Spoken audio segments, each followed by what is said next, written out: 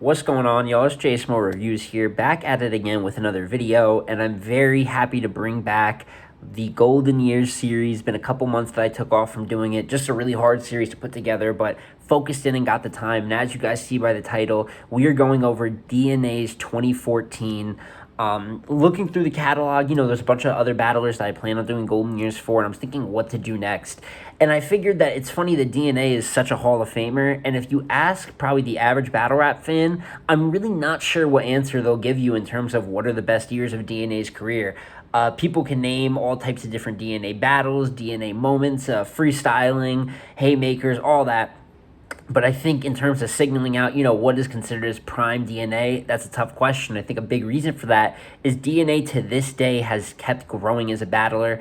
In my personal opinion, after mulling it over, I actually believe that last year, 2021, is the best year of DNA's career. But for Golden Years, we want to go a little bit more into the history files. Maybe down the line, I'll do one for 2021 and explain why I think DNA was at the best of his entire career last year. But DNA's 2014 also was a humongous year that has signature W's for him, really flexes also why he was considered the best freestyler in the world at the time, and to many is still considered possibly the best rebuttaler / freestyler in battle rap. But for those of you that haven't been here, what we're going to do is go over the background first, a couple battles where DNA's stock was leading into right before his run, and then we're going to go over the key battles in his run, the views, the high points, and why this year was such a great year for him. But without further ado, let's start out with going into the background of where DNA was coming into 2014.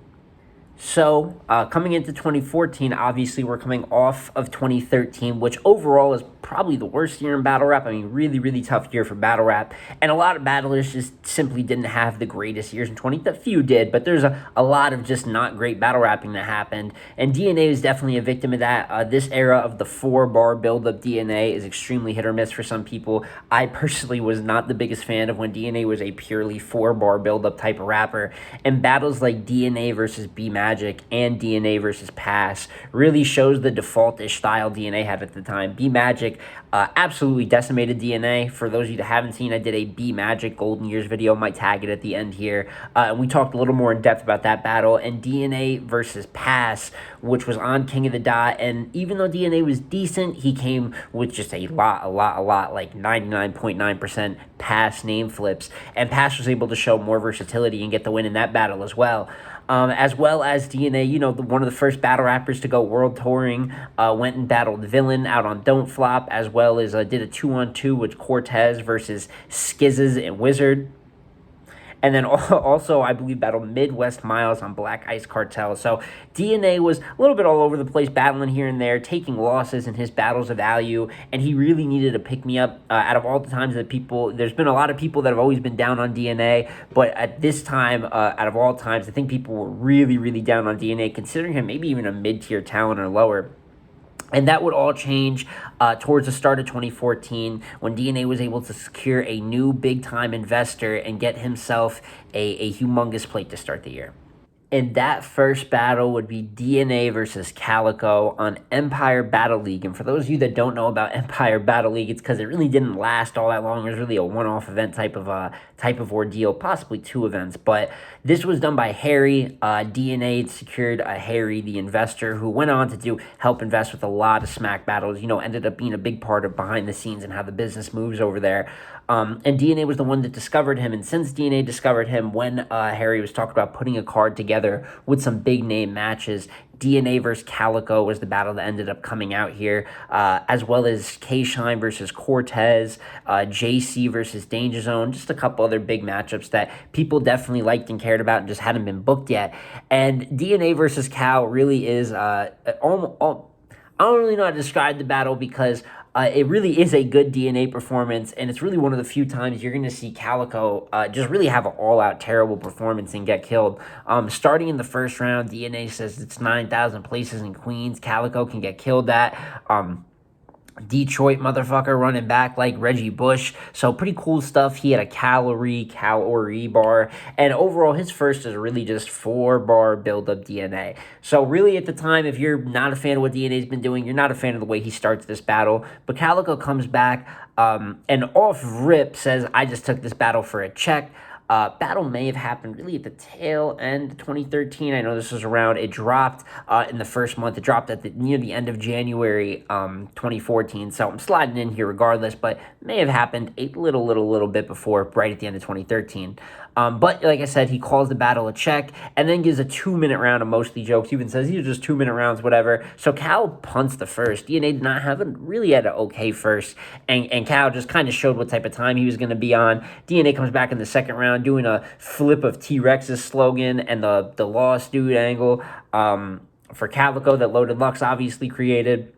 So Fit, calling him Lost into the format of Rex's grown man bar slogan. Pretty funny. And then really a lot of the angle is coming at Cal for his case with the chicken fighting. And he had the chicken fighting flip. Surf on UW isn't the only time you battle with Cox. When Peter was on his helmet, y'all would have thought he decided to stop. But he's still gangbanging, BMF, and talking about how he got the knot in the spot. Now he about to get indicted and might spend time in a box. And you just was arguing with Surf on UW. So you still fighting with Cox. Cox, Roosters. So pretty cool flip. This guy fights with chickens more than Peter Griffin, which is actually fire, where I think DNA starts to pick up in this battle is the mid half of his second. Dog died and came back. He's Brian from Family Guy. So some pretty good Family Guy bars to end the second. Just overall, a better and a pretty cool second from DNA. Calico comes back with roast, stumbles, getting booed. Really one of the worst cows ever. So DNA 2-0, very clear going into the third. Really nothing to talk about on Calico's side of this battle. And this is where he starts flexing the freestyling ability. Most of this round truly is freestyling. Really is his best round of the battle. He has the rebuttal about the crowd booing him. Queens Hospital giving beds out. Flip on the Harlem Hospital giving beds out. Obviously attacking Cal for the Lux battle was a huge thing in the battles coming after that.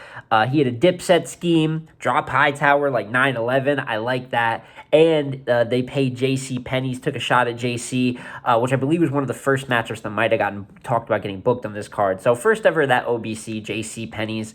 And then Cal comes back. Some good pure rapping, but truly mails it in. And even says afterwards, one of the fans that's fighting him, I'm going to meet you outside. So Calico clearly comes, even says at the end of the battle that he lost. And DNA really caught a body. People are going to debate the validity of this battle because obviously Calico didn't try. But I count top-tier matchups, 3-rounders. I don't just simply dismiss it because someone had a bad night. So DNA starts off his 2014 with a not-so-talked-about 3-0 body over Calico. So, post-beating Cal, he went on to battle Arcane on Blackout 4, got the dub in the first 2 rounds of that battle, so another major event win. Arcane is Arcane, so I'm not going to do a whole, breaking down. I don't consider that part of the golden years, even though Blackout definitely was a major event. But DNA's next major battle that really is another, face top value battle from his 2014 is DNA versus Prez Mafia on the Gnome 4 warm-up, kind of like the pre-card. By the way, I didn't say it before, but the Calico battle had 520,000 views, and funny enough, the battle versus Prez Mafia has more at 720,000 views. Being on URL obviously helps that, but pretty well-viewed battle for the fact he's battling Prez Mafia, and the reason is Prez Mafia was popping at the time. This is before the 2015 PG class, obviously being 2014, and this is where you get Prez, Mr. Wavy, even though they kind of pushed him in the next class, Adi Boom, Danny Myers even came in around this time on URL, which a lot of people might not know that, but that's when Danny did his first, I believe his first PG, might have done it a year earlier, but I believe Danny is technically a part of the 2014 PG class. And Prez was really popping at the time, kind of had this PG step, aggressive new style to him. And in the first round, he's actually pretty decent. Prez starts the battle. I ain't going to bring my gun to the Bronx because Bronx been killing Queens since KRS 1. I like that. He ain't been the bomb since he bodied Roan, referring to DNA on Grind Time, wearing the bomb on himself during the Roan battle. Orange juice supposed to concentrate. It was an orange juice, then followed it up with I'll give it V8. So a little juice scheme there. Pretty good bars by Prez. I think his first is maybe his best round of the battle.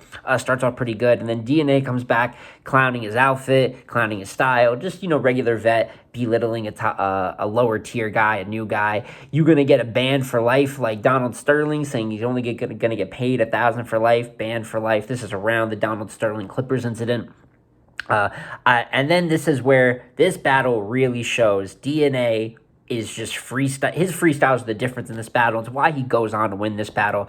Saying that now, obviously, it's on the list. For those of you that know the battle, you know what I'm talking about. He goes to the orange juice. What I got to concentrate for to knock his pulp out, freestyle, couple other freestyles mid-round, and really just edges DNA the first round. Kind of has the momentum back and puts it back on Prez. And shout out to Prez, but at the time, I think that he just wasn't ready for top-tier comp like this, and you start to see him fold a little bit under the pressure. His forensic reach bar, did not like that. Had a few bars that were very elongated and reached out. Calls out someone. I have no idea who he was calling out. He was talking shit to someone and said, if you go on a diet, that would be a mistake. If you go on a diet, you'd probably mistake. It was funny, but really a weird round. It kind of misdirect and nothing really landing at DNA. DNA comes right back. The reason why Prez ain't wavy and ain't drop, it would have fucked up Bourne's legacy, referring to Newborn, who was teamed with Prez at the time. He's right behind me during the battle. So I could get this nigga shot down like a bad idea. But you be cooking though. You just got the wrong recipe. The reason why Prez vs. Wavy dropped is because that loss would have fucked up Bourne's legacy.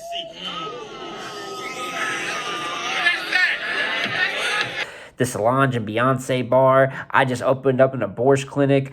Get Newborn the fuck out of here. His classic get the fuck out of here slogan. So DNA was up 2-0 clear going into the third round. And Prez stumbles to start his round. Truly has a light round overall. Baby Birthday Cake, the 4 Sparkin, is really the only bar I got from there. And DNA possibly has his best round of the battle. Rebuttal the angle that Prez had said, saying, oh, you used to live with Newborn. Saying, brother, it was the other way around. The polygraph bar. He had a UFF judge scheme for the guys that judge Prez. Tried to beat KG and BK, but didn't have the power for it. Just so many good bars. And this is another 3-0, clear 3-0 for DNA. And I think 2014 really is the year of him catching clear wins. Some of the better, bodies in his catalog. And with a clear 30 over Cal and a clear 30 over one of the top new guys in Prez, DNA was looking for a gnome battle. And that big stage, that big gnome battle would come on Gnome 4 versus Ill Will. At 1.7 million views, we're climbing up there in the view rate. And this is one of the most popularized. This is obviously maybe the biggest body of DNA's career. And I think that's really the theme here that defined DNA's 2014 is he had so many 30 clear wins in battles that it mattered. People had him losing going in. Famously, Smack on DJ Vlad said he had DNA losing going in versus Ill Will. Many people did have Prez going in, beating DNA. And then obviously, even though Calico pop flied it, DNA can't help that. It's a top tier battle on a card with other top tiers. I'm really not going to excuse that. Even though it might not be the big magnitude battle, it's still a 30 over Calico, a body. So 3 bodies in 2014, all against respectable comp, is really the key of why DNA made it here. And going bar for bar, Ill Will just was horrible this battle. He had a mixed Christmas with Halloween.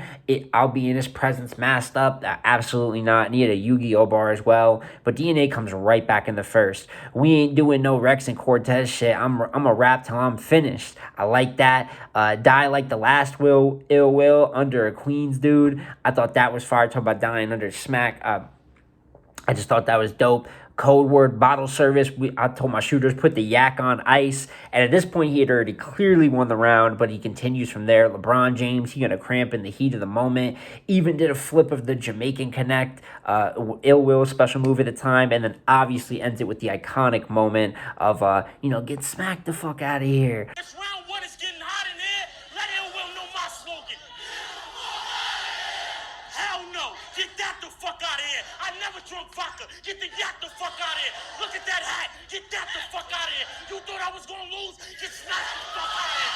Fuck out of here. So body bag, body first round by DNA, and the rest of the battle follows suit. Ill Will's second is not good. He is a terrible rebuttal and gets booed. He's got some gay jokes at DNA saying, oh, you're sucking off clips, this and that, but not hitting whatsoever. DNA comes right back, talking about Ill Will's situation with URL at the time, kind of bitching about his pay. I'm not under contract, so I don't got to be a slave. Good rebuttal, freestyling, just entertaining the crowd in all aspects. The day I don't murder ink, I'll let Ja rule. Ja rule. freestyled that as well. So the freestyles were just killing Will. We're talking about freestyling like whole rounds here. My definition of real is taking care of my family, making sure my nieces and nephews got tuition. Just dope stuff. Even the Darren Williams rebuttal about his jersey at the end. DNA with really half writtens, half freestyles the whole battle. That's the crazy thing. This is a 3-0, and it's not just a 3-0 of writtens. Really, I'd say about 40 to 50% of DNA's good material in this battle is off the top. Incredible performance. And third, Will's third is a little better. He's a Star Wars scheme about fucking DNA's girl. Even talks about King of the Dot, DNA going to King of the Dot. It's a little bit better, but really just not enough. And DNA comes back with a Dwight Howard bar, which was pretty dope. Wordplay about ill, putting ill into all these different words. A lot of just syllabic, playing with the syllables. Pretty fire. And then just willing to, I'm willing to, I'll split willing to, another one of those wordplay schemes. And really just the third was his lightest round, but still was crystal clear for DNA with a 3-0 body bag on Gnome. So like I said, 30 body over Cal, 30 body over one of the top new guys in Prez, 30 body over one of the just top new guys about to graduate to top tier in Ill Will, even send Ill Will into hibernation for a while. So overall, as we get into the last battle of this run, it just goes to show DNA's 2014 was really something special all the way around with tons and tons of clear wins. And for an era, the 4-bar build-up era for him that really wasn't all that liked by the fans, he still was able to push out a great year. And that, just goes to show even when he's not in the best light, why he's still a Hall of Famer in this game. And as I said, we're coming into the final battle here of the golden years because all good runs come to an end. And right at the end of 2014, after having such a great year, it did get DNA on Summer Madness 4 versus Tay Rock. So obviously you get to see by the booking how he had a great year making Gnome and SM in the same year. But this is where it ends. And I have talked about this battle before on my Tay Rock SM battle record. DNA did lose clearly. So DNA's first is really just a light first. Some OBC and basic bars, a hookah lounge, how y'all think Rock Raw when all he does is bring smack down. I think he had a little clothing scheme in there too. And even his special move, get the fuck out of here, really just didn't land like that in this one. He did a little joking one about get clips the fuck out of here. And the problem is that right off in the first round, similar to how he did Ill Will, Rock really gets at him. And before I get into the bars, Rock was extremely gassed this battle. Not to say Rock wasn't good, because even without it, Rock would have won this battle clear, but there was some really egregious things going on in the crowd. Red beam on his lip looked like the lit cherry on a cigarette was dope. Automatic sweeper like a Swiffer jet. And then it was Rock is wild. I hope I shot up a building. I hope I shot a child. And the crowd just melts. I'll always find that funny. I always think, when I look at when people used to really complain about Rock gas, and I've been out there. Also, I've been even posted on Jay Black's channel. I'm saying I think Rock is the greatest battle rapper ever. So the critiques I'm giving, I don't want you guys to think that I'm really just downing his talent. But this particular battle really exemplifies around 2015 when people were just cheering for anything Rock said. The Rock hype was all the way at a high, but he still went on to win the first. I'll take your girl, batter and fried chicken. Thought that was dope. Can come from under the shirt like a shoplifter. Shots. My shooters give the medal to who I'm nominating. And then he does his classic flip of, you ain't getting near the half, son. Get your ass the fuck out of here. So Rock was up very clear 1-0 in a body type round. And DNA's second is his best round of the battle. He starts with a missed rebuttal and gets booed for it, but then immediately comes back. He had a Batman villain scheme that was pretty good. I think it had Mr. Freeze, Two-Face, and Joker. It's pretty solid. A fast food scheme. He did like Five Guys, a Popeyes. Pretty solid. So the writing picked up a little bit. These guys aren't dick riding, they're just bringing a whole new meaning to rock climbing. That was hard. And then actually his best haymaker, his most fire segment of the battle is the around 2 scheme that he closes his round with. What time is it? It's 7 o'clock? Well, they should have started this battle around 2, because I'm killing you early, Rock, and you supposed to be the killer around 2. Clip said he ain't a nigga you can give around 2. I told that nigga, only reason I ain't kill you before, I ain't get around 2. Shot him at 1. Cops ain't find a body to around 2. And since your hype man round 2, he gonna get around 2. And DNA just has a good second overall. Rock second, I think this round is debatable. Doc's taking pieces of Corona out you. He don't know how far Rock away, so he has a queen scheme to start. That was good. 2 metal rounds spinning next to each other. This the washer and dryer. And the only reason that Rock probably didn't go on to win this round is he has the famous Dean Annie bar, which isn't good. It's terrible. So yeah, debatable round. But personally, I did edge Rock the second round. I did like DNA's second round, but what I didn't mention there is there was some dry spots, there was some missed bars. I think Rock just had more fluid performance and just was more confident in his material, and I think that showed. So even though the material is close, I still edge Rock the second. And going into the third, both probably their lightest rounds. DNA does a new hair freestyle, but completely lets the crowd get to him. Goes to Con, there's nothing I can do for him, booed continuously, just a disaster. Even though the crowd was unfair, you can't let them hinder your performance to that level still. You got to rap through and let your fans on camera debate for you. So DNA almost pretty much punts the third, and Rock has take some shots at Con. I hit so many with the side piece, I done lost the side piece. Pure rapping, pure performance, jabbing him to death, and Rock did walk away with the third, meaning that I had Rock 3-0 to end DNA's run in 2014. And with that being said, guys, that is the end of this Golden Years for DNA's 2014. A very good 4-battle slate, going from the bodies over Cal, Prez, and Ill Will, which is what makes the year. I know the Prez name hasn't obviously aged as well where we're at with Prez, but you got to understand back then how much that battle meant. And then to turn around and have, two of the best, probably the two best in Detroit's history, or not Detroit, in Michigan's history, depending on where you consider JC between those two. But bodying Calico and Ill Will just means a lot. It's a big paper type of achievement that in the long run, when we name DNA's wins, we can't skip over those. And that's comp that a lot of people, a lot of battlers can't say they beat clear, especially in the case of Calico. So, while it did end with the Rock battle in SM4, going against kind of a tough crowd and losing to Tay Rock in the middle of his prime on a Summer Madness, there's worse ways to go out. And I just think overall, being on major events, showing his insane freestyle ability, freestyling pretty much his whole second versus Ill Will, and it's a coherent fire round, which is difficult, people. That is not fucking easy to do. Not just one or two, not three of them things to start, a round of them things.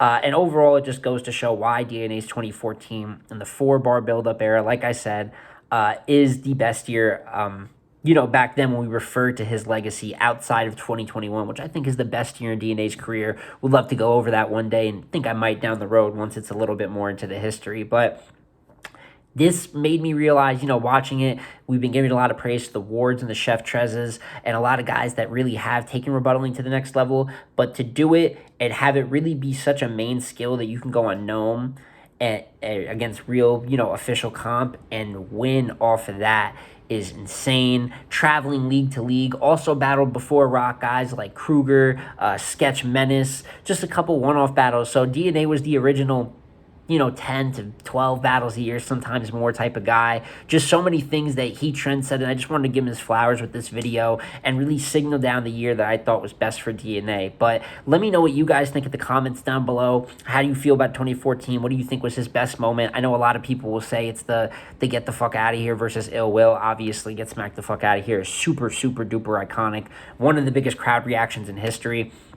And let me know who you guys would like to see next for Golden Years. Name any battler. Just give me a year or maybe a set of 2 years back-to-back that stretched where you think a battler was amazing. But whatever run you want to do, like I said, like, comment, subscribe, and just let me know down below. And it's been J Smo Reviews again, y'all, and I'm going to catch you on the next one.